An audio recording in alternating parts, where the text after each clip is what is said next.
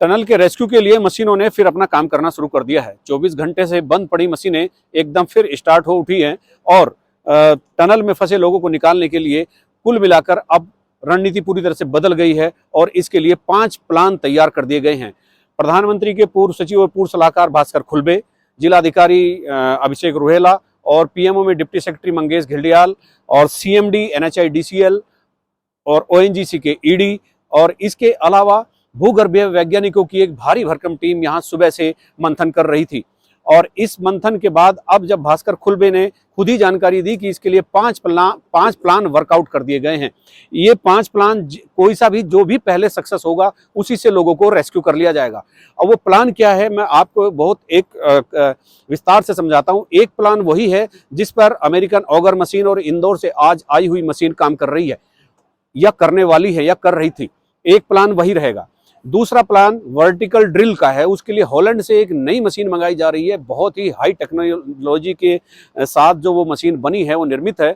बहुत high technology वाली machine यहाँ पर कल या परसों में पहुँचने की संभावना रहेगी और तब तक उसके लिए एक रैंप बनाने की बात हो रही है। और ये वर्टिकल ड्रिल वहाँ होगी जहाँ वो सुरंग में अंदर मलबा गिरा है। और अब मैं आपको एक बार और दिखाना चाहता हूँ कि सामने आप देखिए वो जो मशीन ऊपर काम कर रही है, जो जेसीबी मशीन काम कर रही है, वो मशीन सड़क बनाने के लिए काम कर रही है। और इसी सड़क से, इस रास्ते से उस वर्टिकल ड्रिल करने वाली हॉलैंड की मशीन को उस पहाड़ की ऊपर चोटी पर ले जाया जाएगा जहां पर आज भूगर्भीय वैज्ञानिकों ने निशान भी लगा दिए हैं, जो ठीक उसके ऊपर है जहां वो मलबा गिरा हुआ है और जिसके बहुत ही नज़दीक वो 40 श्रमिक फंसे हुए हैं।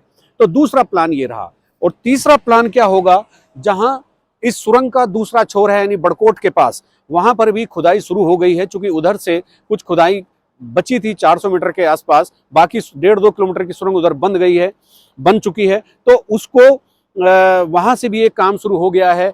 तीसरा प्लान ये है। और चौथा प्लान जिसमें ऋषिकेश कर्णप्रयाग रेल लाइन के टनल के बहुत बड़े एक्सपर्ट शामिल किए गए हैं, जिन्होंने पहले बड़े बड़े प्रोजेक्ट में काम किया है, उनको इस सुरंग के दोनों तरफ हॉरिजॉन्टल जो ड्रिल करने के लिए एक जो बाईपास सुरंग हम कह सकते हैं या एक चैनल एस्केप हम कह सकते हैं, जो अंदर जाने के लिए साइड चैनल एस्केप हम जो सीधे एंट्री करेंगे, तो ऐसी जगह 2 जगह तलाश ली गई है। तो 2 अलग अलग प्लान ये होंगे, एक बाईं ओर और एक दाईं ओर। और इन 5 प्लान को वर्कआउट करने के लिए, सक्सेस करने के लिए जो एनएचआईडीसीएल है वो तो मूल कंपनी है, वो तो काम कर ही रही है। टीएचडीसी के वैज्ञानिकों को बुला लिया गया है, ऋषिकेश कर्णप्रयाग रेल लाइन के वैज्ञानिकों को बुला लिया गया है और इसके अलावा एनटीपीसी के वैज्ञानिक भी आ गए हैं।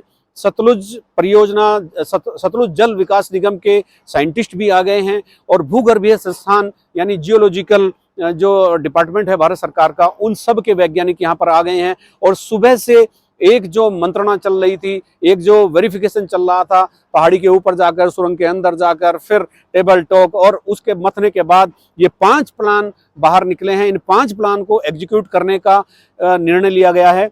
और निर्णय ही नहीं लिया गया, ये इसी वक्त से चालू होने का दावा प्रधानमंत्री के पूर्व सचिव भास्कर खुलबे ने किया है। और उन्होंने ये भी कहा कि इनमें से जो प्लान पहले सक्सेस होगा उसी से रेस्क्यू कर लिया जाएगा और सभी एकजुट होकर काम कर रहे हैं।